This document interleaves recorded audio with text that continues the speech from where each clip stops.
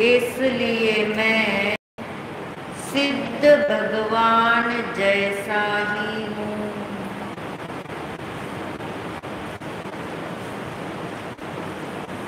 अनंत राग द्वेष आए और गए, अनंत कषाय हुए और गए,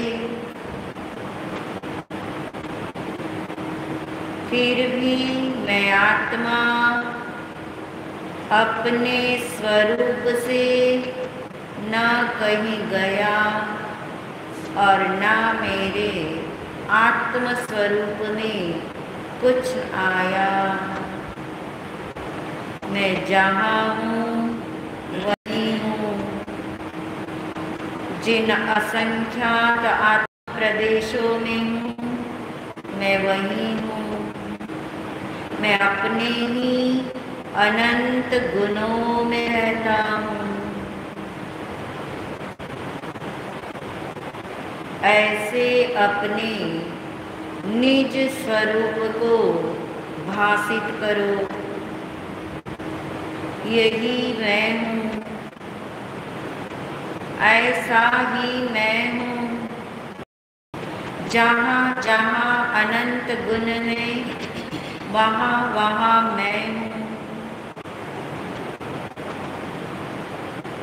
इसके अलावा अन्य कुछ भी मैं नहीं हूँ। भावना भाई आत्म स्वरूप का विचार करे, आत्म तत्व को ग्रहण करे, आत्म भावना से अपने को भावित करे।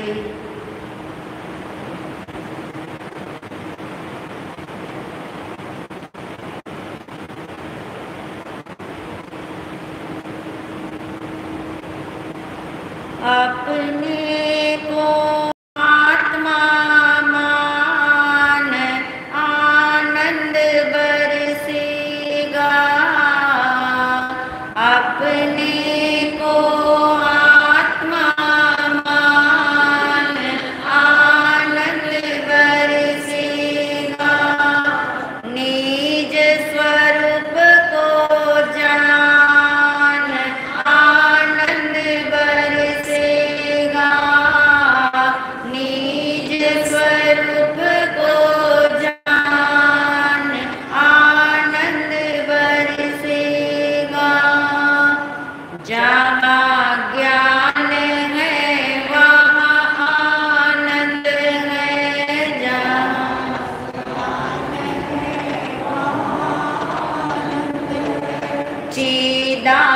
चिदानंदी तू स्वयं है।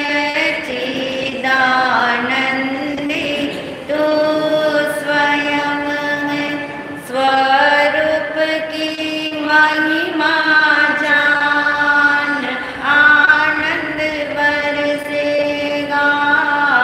स्वरूप की महिमा जान आनंद बरसेगा। अपने को आत्मा मान आनंद बरसेगा। अपने को आत्मा मान आनंद बरसेगा। मैं हूँ आत्मा शुद्ध आत्मा शुद्ध आत्मा को नमन।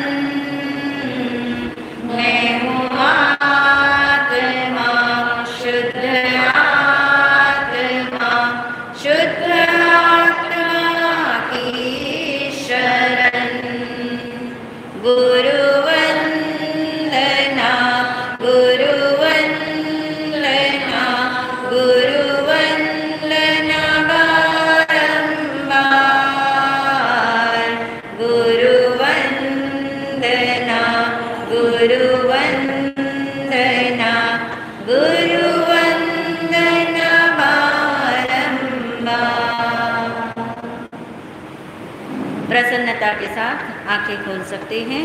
परम श्रद्धेय परम उपकारी महाराज श्री के चरणों में अनंत वंदन नमन। सभी शुद्ध आत्माओं को अनंत वंदन नमन। को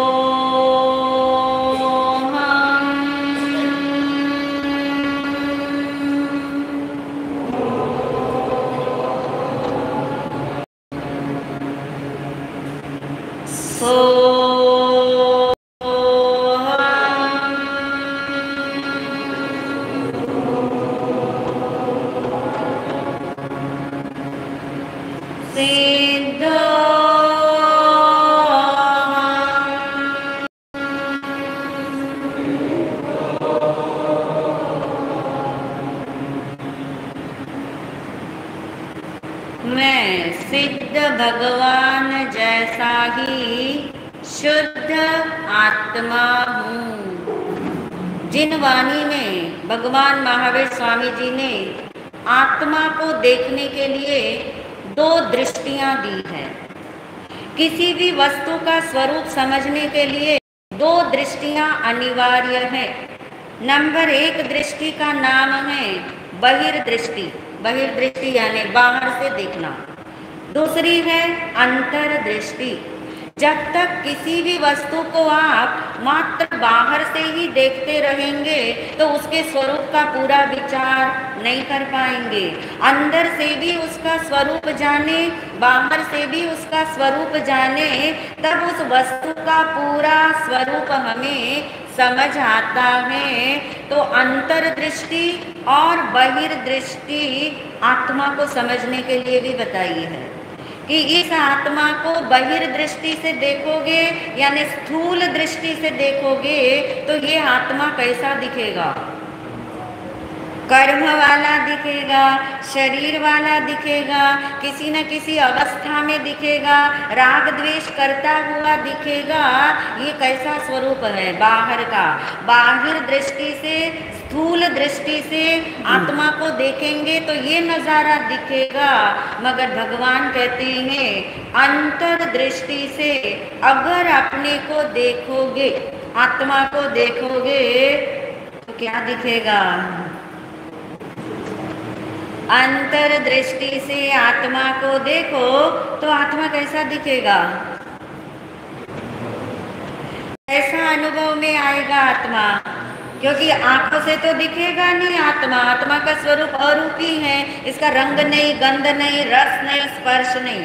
ये आत्मा अरूपी है, मगर इसको अंतर दृष्टि से महसूस कर सकते हैं, अनुभव कर सकते हैं। और जितनी भी आत्माओं ने अपने को अंतर दृष्टि से अनुभव किया, अंतर दृष्टि से देखा, तो उन्हें ये आत्मा कैसा महसूस हुआ होगा?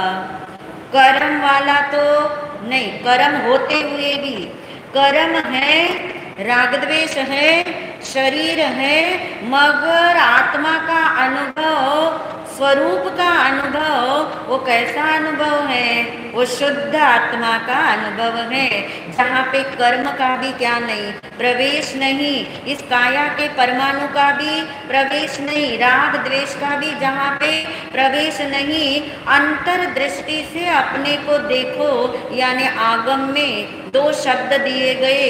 इस दृष्टि को समझने के लिए, आत्म तत्व को दो दृष्टि से समझने के लिए एक दृष्टि का नाम दिया निश्चय दृष्टि। और समझ ही गए निश्चय दृष्टि यानी कौन सी दृष्टि हो गई? आत्मदृष्टि हो गई, अंतर्दृष्टि हो गई, स्वरूप दृष्टि हो गई। उसका नाम क्या है? निश्चय दृष्टि। और दूसरी दृष्टि कौन सी है? व्यवहार दृष्टि। व्यवहार दृष्टि से बाहर का स्ट्रक्चर दिखेगा, व्यवहार दृष्टि से बाहर में पता लगेगा, मगर जो कुछ बाहर में दिखता है वैसा ही सब कुछ होता नहीं है। अंदर में स्वरूप बिल्कुल अलग है, दिखना अलग है, होना अलग है। इसलिए बाहर में किसी को देख करके आप उस व्यक्ति की भी पहचान नहीं करते हो सिर्फ बाहर से कि अच्छे कपड़े पहना है, अच्छा बोलता है, अच्छा बिहेवियर करता है, इतने मात्र से आप उसे अच्छा मान लेते हो क्या? नहीं। ये कहते हो भाई दिखने में तो अच्छा लग रहा, व्यवहार में तो अच्छा लग रहा, पता नहीं अंदर से कैसा निकलेगा। यानी पूरा स्ट्रक्चर आपको सिर्फ बाहर से पकड़ में नहीं आता। इसलिए भगवान ने कहा एक दृष्टि है व्यवहार दृष्टि, एक दृष्टि है निश्चय दृष्टि किसी भी वस्तु को देखने के लिए। तो निश्चय से क्या समझ आएगा, अंदर की बात, और व्यवहार से क्या कंप्लीट होगा। अब आप सोच के देखो अंतर्दृष्टि और बहिर्दृष्टि में महत्व किसका होना चाहिए? बताइए महत्व किसका है अमित? अंतर्दृष्टि का महत्व है। यानी भगवान ने कभी भी एकांगी उत्तर तो दिए नहीं, उन्होंने कहा दोनों दृष्टि का मूल्य है, दोनों दृष्टि का महत्व है, मगर आपको देखने की कला आनी चाहिए। यदि हमारे पास कला नहीं है तो एक दृष्टि को पकड़ करके भी काम पूरा नहीं होता। बैलेंस चाहिए, दोनों दृष्टि से स्वरूप समझ में आता है। जैसे उदाहरण लेते हैं कि एक होता है निश्चय दृष्टि यानी स्वभाव को देखना, स्वरूप को देखना, और एक है बाह्य दृष्टि यानी बाहर में देखना। उदाहरण लेते पानी का ही, एक ग्लास में गर्म पानी भरा है, दूसरे ग्लास में ठंडा पानी भरा है। अब आप इन दोनों ग्लास के पानी को अगर आपको हम कहें निश्चय दृष्टि से पानी को देखो, क्या देखोगे? निश्चय दृष्टि से पानी को देखो, पानी कैसा है? अंतर्दृष्टि से देखो यानी स्वरूप दृष्टि से पानी को देखो, स्वभाव की दृष्टि से पानी को देखो, तो क्या जवाब आएगा? पानी कैसा है? पानी कैसा है? स्वभाव क्या है पानी का? शीतल है। पानी का स्वभाव शीतल है, यानी गर्म पानी और ठंडा पानी दोनों ग्लास में जो पानी है दोनों का स्वभाव एक जैसा है? एक जैसा है। क्यों एक जैसा है? दोनों पानी का स्वभाव यानी स्वरूप निश्चय में देखा जाए, अंतर्दृष्टि से पानी को देखोगे, स्वरूप दृष्टि से पानी को देखोगे, स्वभाव की दृष्टि से देखोगे। स्वभाव में हमने क्या पक्का किया था? स्वभाव का कभी भी अभाव नहीं होता, स्वभाव सदाकाल एक जैसा ही रहता है। बाहर में चाहे अवस्थाएं बदलती जाए मगर क्या नहीं बदलता? स्वभाव नहीं बदलता। स्वभाव नहीं बदलता यानी निश्चय दृष्टि आप देखोगे वो जैसा है क्या रहना चाहिए वैसा, वो स्वभाव दृष्टि। तो आपने कहा गरम ग्लास, जो गरम पानी का ग्लास है और जो ठंडा पानी का ग्लास है, दोनों ही ग्लास के पानी का स्वभाव क्या है? शीतल है। उसका अभाव हुआ है क्या? नहीं हुआ। मगर यदि आप व्यवहार दृष्टि से देखो, बाहर की दृष्टि से देखो तो भेद पड़ेगा। क्या भेद पड़ेगा? ये गर्म पानी का ग्लास है, ये ठंडा पानी का ग्लास है। ग्लास गर्म ठंडा नहीं है, ये तो आप जानते, ग्लास तो ग्लास है। पानी क्या है? गर्म और ठंडा। यानी ये गर्म पानी का ग्लास, ये ठंडा पानी का ग्लास, मगर स्वभाव की दृष्टि से देखोगे तो दोनों पानी कैसे हैं? सेम है। उसमें आप गर्म ठंडे का भेद करोगे? नहीं करोगे। यदि आप बाहर की दृष्टि से देखते तो आप भेद करोगे, ये पानी शीतल है, ठंडा है, ये पानी क्या है? गर्म है। एक व्यक्ति आया और उसे बहुत प्यास लगी है, वो कौन सा ग्लास उठाएगा? ठंडा पानी का। यानी वो गर्म पानी पीने लायक नहीं, उसे पता है स्वभाव इसका कैसा है, स्वरूप से ये पानी शीतल है। मगर जिसे प्यास लगी हो, जिसे पानी पीना हो, वो पानी को कौन से नजरिए से देखेगा? व्यवहार दृष्टि से देखेगा। उस समय यदि आप ये अप्लाई करो, कौन सा? निश्चय दृष्टि वाला अप्लाई करो कि दोनों पानी का स्वभाव शीतल है। शीतल है तो अब क्या करें? कोई भी ग्लास उठा लो। करोगे ऐसा? नहीं करते हो। क्यों नहीं करते? ये कला है। इसका नाम कला है।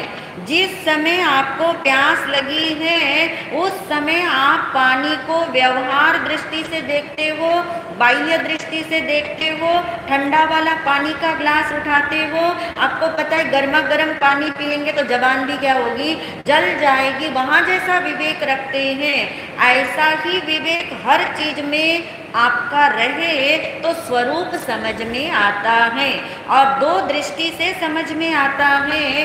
दूसरा व्यक्ति भागा भागा आया, पानी चाहिए, उसे प्यास नहीं लगी है, क्या हुआ है उसके घर में,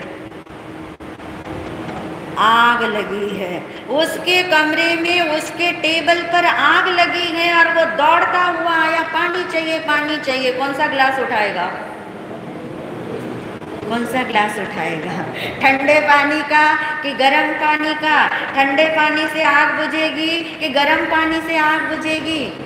दोनों से बुझेगी। यानी वो ये जानता है पानी का स्वभाव एक जैसा है, चाहे व्यवहार दृष्टि से, बाह्य दृष्टि से पानी की अवस्था गर्म हुई है, मगर पानी का स्वभाव जो आग बुझाने का है वो कहीं भी अभाव हुआ नहीं है। यानी स्वरूप दृष्टि से देखो तो सब एक जैसा दिखता है।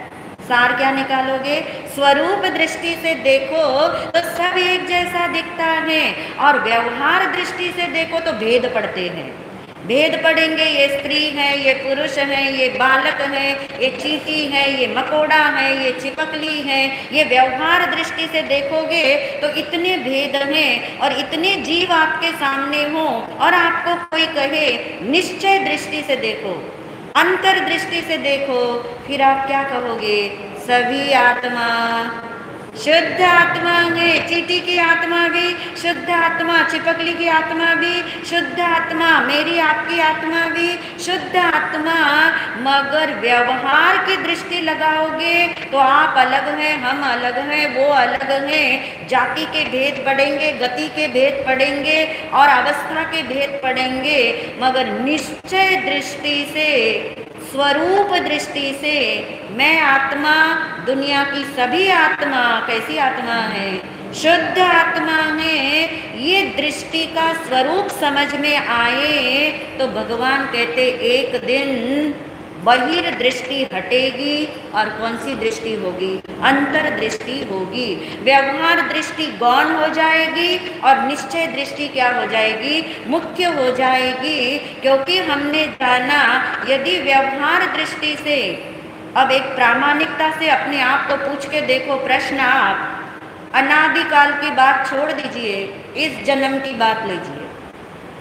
जब से होश संभाला, जब से धर्म करने लगे, जब से धर्म क्रिया पता लगी, जब से आप सत्संग के अंदर आने लगे, तब आपको समझ में ये चीजें आई। तो आप एक ग्लांस लो अपना कि आज तक मैंने अपने को कौन सी दृष्टि से निहारा और मैंने अपने को क्या माना, कौन सी दृष्टि से निहारा। अब दृष्टि आपके पास दो आ गई ना, और इजी करें इस दृष्टि को आज की भाषा में तो कैमरा दृष्टि और एक्सरे दृष्टि। बाह्य दृष्टि यानी कौन सी दृष्टि है, कैमरा दृष्टि। कैमरा दृष्टि फोटोग्राफ लेना है, अभी आप अच्छे से सुन रहे हो, अभी एक फोटोग्राफर यहाँ खड़ा कर दो, फिर ऐसे ऐसे करोगे, फिर थोड़ा टिक टाक बैठोगे, अच्छे से आपकी फोटो आनी चाहिए, कपड़े आपके अच्छे दिखने चाहिए, आंखें आपकी अच्छी दिखनी चाहिए, स्माइल आपके चेहरे पे होना चाहिए, आंख बंद नहीं होनी चाहिए, सारा नजरिया, सारी दृष्टि कहाँ अटक गई, बाहर में। इसका नाम कैमरा दृष्टि। कैमरा दृष्टि यानी फोटो दृष्टि। फोटो लेनी हो तो जैसे आप देखते हो अपने आप को और जैसे आप देखते हो दूसरे को, मगर आपका एक्सरे लेना है। जाओगे सच धज के, स्माइलिंग फेस के साथ, आंखें खुली रखनी पड़ेगी, वहाँ इतने लोग होंगे, ज्वेलरी डाल के जाना पड़ेगा, नहीं, कुछ नहीं। आपको पता है कि एक्सरे लेने जाना है तो वहाँ बाहर का कोई मायना नहीं रखता। आप लाल पहनो, आप सफ़ेद पहनो, आप काला पहनो, आप गहने पहनो, आप गहने ना पहनो, आप स्माइल रखो, आप स्माइल ना रखो, आप रोते रहो, आप हंसते रहो, एक्सरे को कोई परवाह नहीं। वो आपके अंदर का चित्र क्या कर देगा, पूरा के पूरा खींच के आपके सामने रख देगा। यानी अंतर्दृष्टि दृष्टि से देखना यानी एक्सरे दृष्टि से देखना, अपने को भी और सामने वाले को भी, और बहिर्दृष्टि यानी कैमरा दृष्टि से देखना। और यदि हमने आज तक अपने को, अब बताइए कौन सी दृष्टि से देखा? बहिर्दृष्टि से देखा, व्यवहार दृष्टि से देखा, कैमरा दृष्टि से देखा, और ये आत्मा, आत्मा की बात कर रही हूँ, बाहर की थी, इस आत्मा को हमने आज तक बहिर्दृष्टि से देखा। तो ये आत्मा आपको कैसा दिखा, कैसा महसूस हुआ कि मैं आत्मा कैसा हूँ? आत्मा तो हूँ, मगर कैसा आत्मा हूँ मैं? शरीर सहित का आत्मा। और कैसा आत्मा हूँ? कर्म से बंधा हुआ आत्मा। और कैसा आत्मा दिखा? राग द्वेष कषाय पाप वाला। इसलिए आज तक हमने अपने को आत्मा तो माना, मगर कैसा आत्मा माना? मैं पापी, मैं रागी द्वेषी, मैं मिथ्यात्वी, मैं कषाई, मैं अपराधी, यानी अपने आप को शरीर वाला माना, कषाय वाला माना, कर्म वाला माना। यानी आज तक हमने कौन सी दृष्टि से अपने को देखा? व्यवहार दृष्टि से देखा, कैमरा दृष्टि से देखा, बहिर्दृष्टि से देखा। और बताइए कितने लोगों का कल्याण हुआ?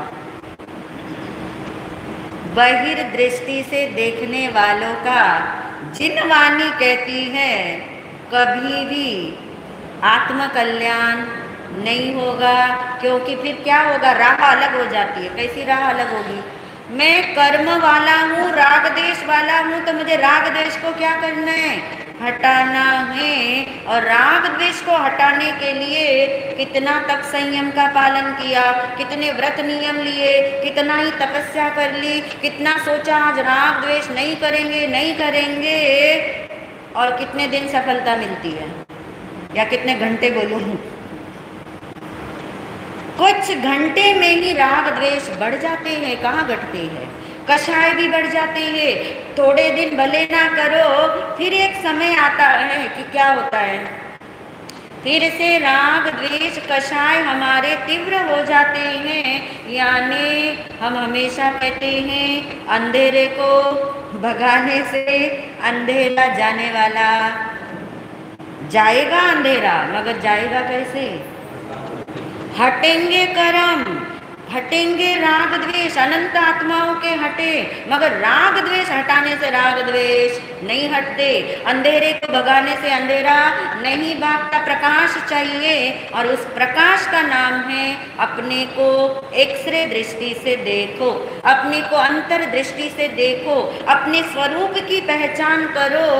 मगर ये जल्दी से मानने में हमें नहीं आता।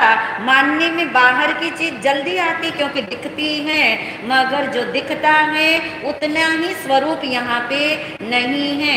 इसलिए हम समझ रहे थे अंतर दृष्टि कैसे खुले, अंतर चक्षु कैसे खुले, आत्म दृष्टि कैसे हो, दृष्टि का परिवर्तन कैसे हो। क्योंकि दृष्टि का परिवर्तन हो जाए तो किस किस चीज का परिवर्तन हो जाएगा? किस किस चीज का परिवर्तन हो जाएगा? जैसे प्रकाश आ गया तो क्या क्या चला जाएगा, इसी तरह से दृष्टि का परिवर्तन हो जाए तो भावों का भी परिवर्तन ऑटोमेटिक होगा और क्रिया का भी परिवर्तन होगा। अगर हम उल्टा चलेंगे, उल्टा से क्या पकड़ रहे हो कि मैं अपनी क्रिया का सुधार करूं, मैं अपने भावों में सुधार करूं, कितनी देर तक कर पाएंगे? कर ही नहीं पाएंगे। क्यों? क्योंकि भाव पल पल पलट रहे हैं। भाव को तो आप पकड़ ही नहीं सकते। शुभ अशुभ भाव पल पल पलट रहे हैं। अभी आप सोचते अच्छा भाव आए, आ तो जाएगा मगर तुरंत चला जाएगा, फिर अशुभ भाव आएगा, फिर आप नहीं चाहते हैं तब भी आ जाएगा।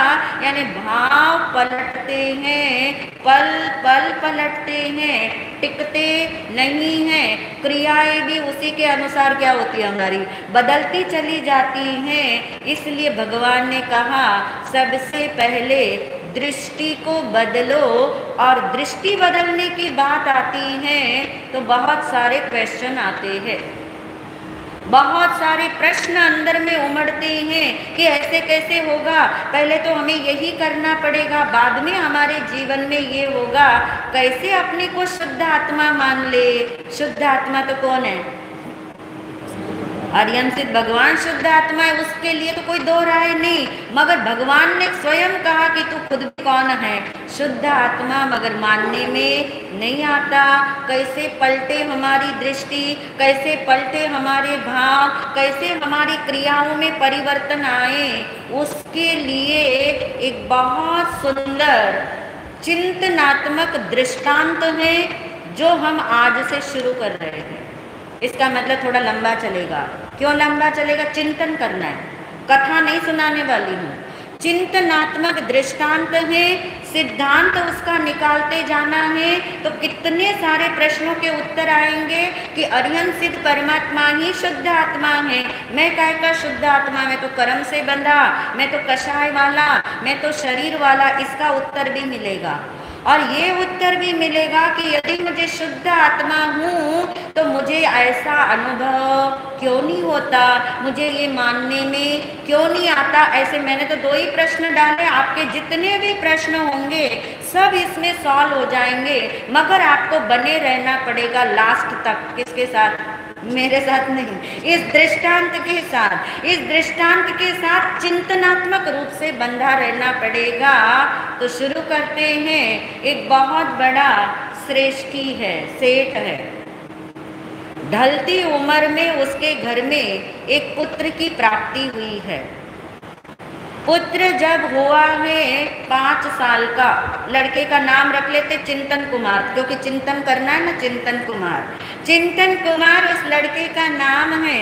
5 साल का हुआ है और दुर्घटना घर में घटित हुई। माँ का साया उठ गया, घर में और कोई नहीं है, पिता और पुत्र हैं। पिता भी बीमार रहते हैं, बड़ी उम्र है। जैसे तैसे 5 साल निकले, लड़का चिंतन कितने साल का हो गया? 10 साल का हो गया। 10 साल का चिंतन हुआ और उसके पिताश्री को ऐसी कोई बीमारी लग गई कि डॉक्टरों ने क्या दे दिया? जवाब दे दिया, घर में धन संपत्ति की कमी नहीं है। और इसलिए अब उस पिता को चिंतन की भी चिंता हुई। हमें तो कभी चिंतन करना, इसकी चिंता ही नहीं होती। सुनने की तो हो जाएगी, पढ़ने की हो जाएगी, मगर मुझे चिंतन करना, इसकी चिंता नहीं होती। उनको चिंतन की चिंता हुई क्योंकि मेरे बाद इसका क्या होगा। अभी उम्र भी कितनी छोटी है और आप सब तो ये अनुभूत हैं कि रिश्तेदारों का भी भरोसा करते हैं आप। कोई रिश्तेदार बैठे हो तो गर्दन मत हिलाना।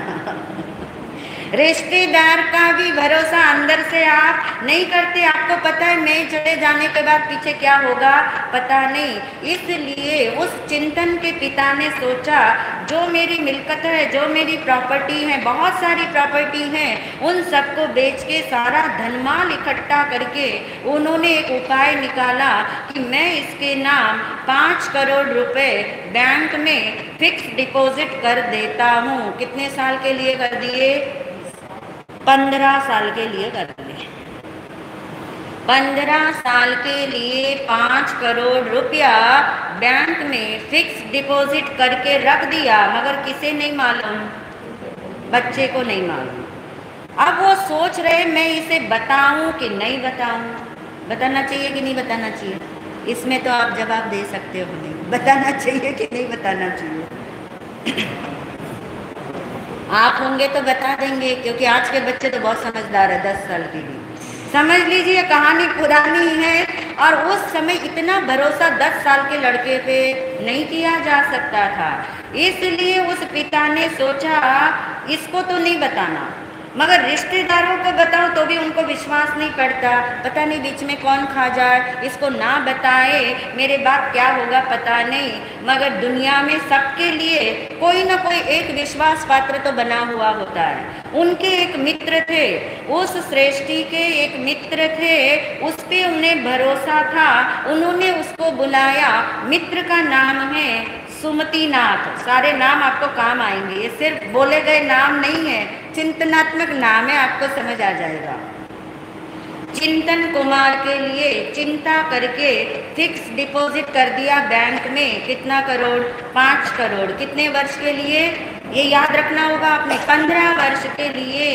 और सुमतिनाथ को बुलाया गया, अपने मित्र को बुलाया गया और मित्र को विश्वास देके बोला, मैं कुछ घंटे का मेहमान हूँ और मैंने ये कार्य किया है, मेरे बच्चे को ये पता नहीं है, अभी इसको पता देना नहीं है। सिर्फ ये बात किन्हें पता होगी? तुम्हें पता होगी। और तुम मेरे जाने के बाद इसे कितने साल तक नहीं बताओगे? 15 साल तक नहीं बताओगे, प्रॉमिस ले लिया। यानी जब ये मेरा बेटा चिंतन 25 साल का होगा तब तुम इसे बताना कि तेरे पिताश्री ने ये ऐसा काम किया था, मुझे बता के गए थे, बताने के लिए मना था, इस साल बताना था, इसलिए मैं तुझे बता रहा हूँ। पूरा प्रॉमिस लिया, विश्वास हुआ और वे सृष्टि दुनिया से चले गए। सुमतिनाथ के पास क्या है? राज छिपा हुआ है, उसे सब पता है, वचन का वो पक्का है। अब आप सोच सकते हैं 10 साल का वो बेटा होगा और उसका क्या हाल हुआ होगा। समय के साथ सारे हाल ठीक हो जाते हैं। रिश्तेदारों ने सांत्वना दी, उसका थोड़ा पालन पोषण भी कर दिया, मगर आपको पता है अपना अपना होता है, पराया पराया होता है इस दुनिया के अंदर। और कहते चिंतन पढ़ नहीं सका, अच्छी तरह से पढ़ाई कर नहीं सका। मैं आ गया ऐसा कि उसके पास खाने के लिए भी क्या नहीं है? पैसा नहीं है। पढ़ाई तो उसने छोड़ ही दी। अब उसने सोचा मेरी आजीविका कैसे चले, रोज की रोज मेरी रोजी रोटी कैसे निकले। और रिश्तेदारों ने जैसी उसे सलाह दी, थोड़ा बहुत पैसा इकट्ठा करके दिया और बोला बेटा तू एक साइकिल रिक्शा खरीद ले। साइकिल रिक्शा होती है, साइकिल रिक्शा खरीद ले और तू अपनी क्या करना? आजीविका चलाना। आज मैं कहानी का आपको इतना ही पाठ बताऊंगी। अब हम चलेंगे चिंतन की तरफ। चिंतन कुमार अलग है और आपका चिंतन अलग है। चिंतन कुमार जो क्या कर रहा है? रिक्शा चला रहा है। प्रश्न पूछो अपने आप से कि ये चिंतन कुमार करोड़पति है या नहीं? है तो क्यों है, नहीं है तो क्यों नहीं है? पर पता नहीं। चिंतन कुमार करोड़पति है ये आप कहना चाह रहे हैं, मगर उसे करोड़पति होने का पता तो कौन सी चीज मूल्यवान हुई? होना और पता होना।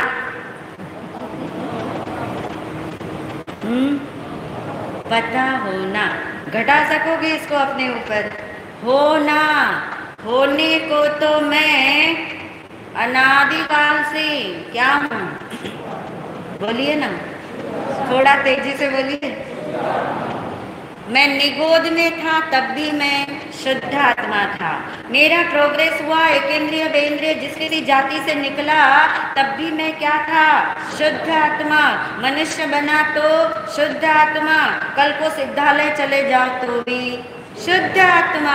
यानी निगोद से लेकर के सिद्धालय तक की यात्रा में कहीं भी मैं अशुद्ध आत्मा स्वरूप से नहीं हूँ, निश्चय दृष्टि से नहीं हूँ। मैं सदा काल किसी भी क्षेत्र में रहूँ, किसी भी काल में रहूँ, मैं कौन हूँ? मैं शुद्ध आत्मा ही हूँ। अगर मैं शुद्ध आत्मा ही हूँ, ये है होना। वो करोड़पति है ना चिंतन कुमार। चिंतन कुमार करोड़पति है, मगर उसे ये पता नहीं है कि वो करोड़पति है। ऐसे ही हम अनादिकाल से शुद्ध आत्मा हैं, मगर हमें ये पता नहीं है कि हम कौन हैं? शुद्ध आत्मा है। इसलिए हमने अपने को क्या माना? जैसे चिंतन कुमार अपने आप को करोड़पति मानता है, रिक्शा चलाने वाला मानता है। रिक्शा चलाने वाला यदि उसे गलती से कोई कह भी दे, वो कहेगा मजाक उड़ा रहे हो, मेरा मजाक करते हो। मैं कहेगा करोड़पति क्या? करोड़पति रिक्शा चलाता है। चलिए बाकी सब छोड़ दीजिए, अपने ऊपर लीजिए। आपको तो पता है ना चिंतन कुमार कौन है? करोड़पति है, मतलब चिंतन कुमार करोड़पति है। आपको पता लग गया, सपोज आपको चिंतन कुमार रिक्शा चलाता हुआ दिखता हो सामने और आप उसको जाके कहोगे हे सेठ जी आपको प्रणाम,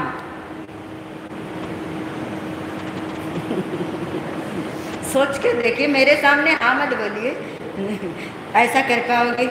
नहीं कर पाओगे। क्यों? क्योंकि हाँ रिक्शा चला रहा है। क्योंकि आप भी देखिए अपने जीवन में, आप किसी की पहचान उसके जीवन शैली देख के करते हो कि बैंक में कितना जमा है ये देख के करते हो? बैंक में कितना जमा है वो उसका पर्सनल मैटर है। आप कहोगे मुझे क्या लेना देना। आप तो देखोगे फटे हाल तो इसके कपड़े हैं, रिक्शा तो ये चलाता है, ऐसा तो इसका हुलिया टाइट है, कौन इसको सेठ कह के पुकारेगा। और सपोज आपने हिम्मत करी, आपने हिम्मत करी उसे करोड़पति सेठ मान के सेठ पुकारने की और बड़े उसके चरणों में झुक करके आपने नमन कर दिया उसको, दूसरे लोग क्या कहेंगे आपको? जो भी कहेंगे। यानी किसी भी हाल में आप उसे मानोगे क्या वो करोड़पति है। ये कहानी नहीं सुना रही मैं, घटाना है अपने ऊपर। हाँ, अपने ऊपर घटाना होगा। यदि आपको भगवान की वाणी के अनुसार, तीर्थंकर परमात्मा की घोषणा के अनुसार, क्या है तीर्थंकर परमात्मा की घोषणा? तो सिद्ध भगवान जैसा शुद्ध आत्मा, घोषणा पूरी ये है, तो सिद्ध भगवान जैसा शुद्ध आत्मा है। ये तीर्थंकर जितने अनंत तीर्थंकर आज तक हो चुके, जितने होंगे सब एक ही घोषणा करेंगे कि हे देवानुप्रियो तुम कैसे हो, तुम सिद्ध भगवान जैसे शुद्ध आत्मा हो। क्योंकि वो आपको कौन सी नजर से देख रहे हैं, कौन सी दृष्टि से देख रहे? वो ये नहीं देख रहे आपने ज्यादा सामायिक करी, आपने ज्यादा कौशल करे, आपने ज्यादा तपस्या करी और आपने ज्यादा क्रियाएं करी, आप स्त्री हैं, आप पुरुष हैं, आप साधु हैं, आप साध्वी हैं, वो आपको ये नहीं देख रहे। वो तो सबको एक समान स्वरूप दृष्टि से देख के घोषणा करते हैं और ये बताते हैं कि तू भी अपने को कौन सी नजर से देख ले। एक बार निश्चय की दृष्टि से देख ले, निश्चय की नजर से देख ले। मगर भगवान के बोलने पर भी हम तो यही कहते, भगवान आप शुद्ध आत्मा हो, हम तो कौन हैं? हम तो आपके दास हैं, हम तो आपके भक्त हैं, हम तो आपके चरणों की धूल हैं, हम तो ये कर्म वाली आत्मा हैं। भगवान हम तो रात दिन पाप करते हैं, रात दिन कषाय में जीते हैं, हम काय के शुद्ध आत्मा। तो अब निर्णय करना पड़ेगा ना कौन शुद्ध आत्मा है। अरिहंत सिद्ध परमात्मा भी शुद्ध आत्मा है और जगत की तमाम आत्माएं भी क्या है?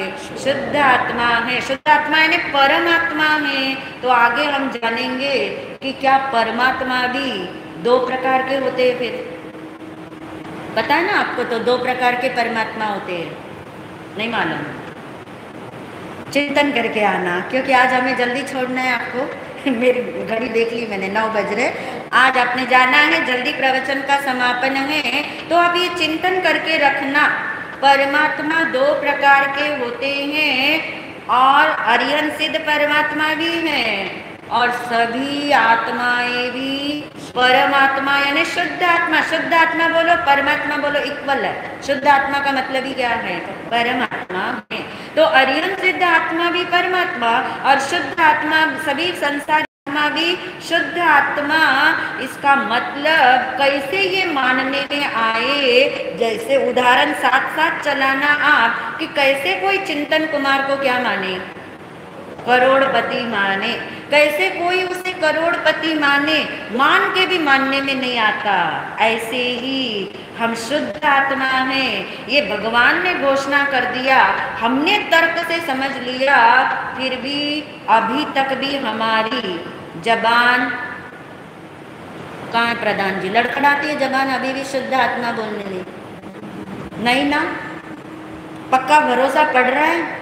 कर्म वाला होने पर भी मैं तो कौन हूँ? शुद्ध आत्मा। यदि मैं अपने को एक्सरे दृष्टि से देख पाऊँ, निश्चय दृष्टि से देख पाऊँ, और जब भी भगवान कहते हैं जैसा देखोगे वैसा बनोगे, व्यवहार दृष्टि से देखोगे, पापी देखोगे, कसाई देखोगे, उसी में पड़े रहोगे, उसी को हटाने में पड़े रहोगे।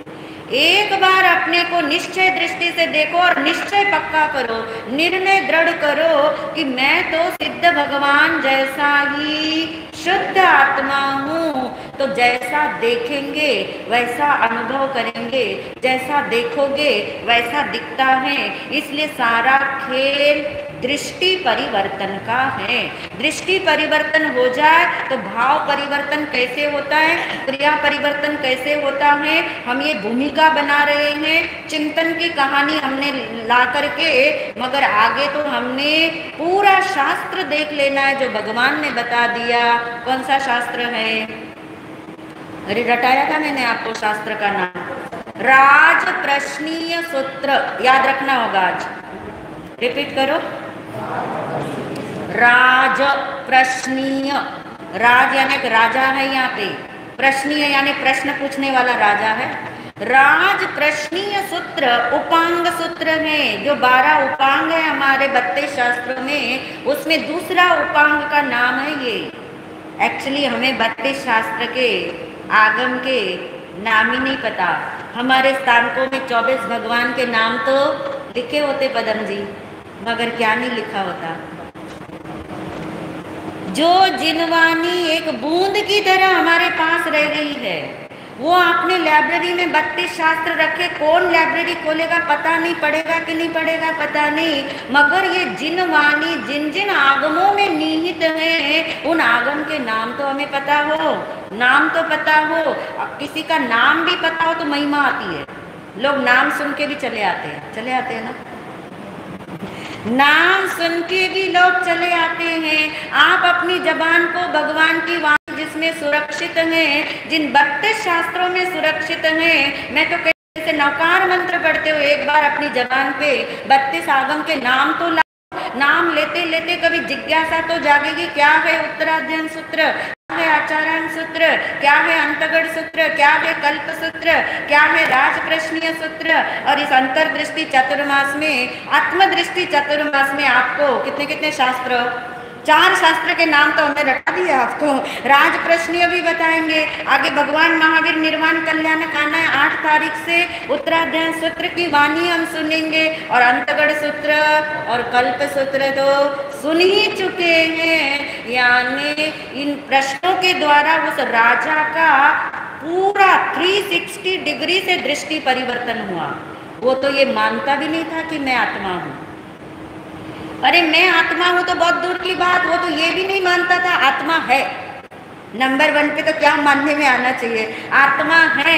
नंबर 2 पे मैं आत्मा हूं, और नंबर 3 पे रिपीट करोगे तीनों बातें, आत्मा है, मैं आत्मा हूँ, मैं शुद्ध आत्मा ही हूँ। इन्हीं भावों के साथ हम आगे की चर्चा करेंगे। अभी इतना है।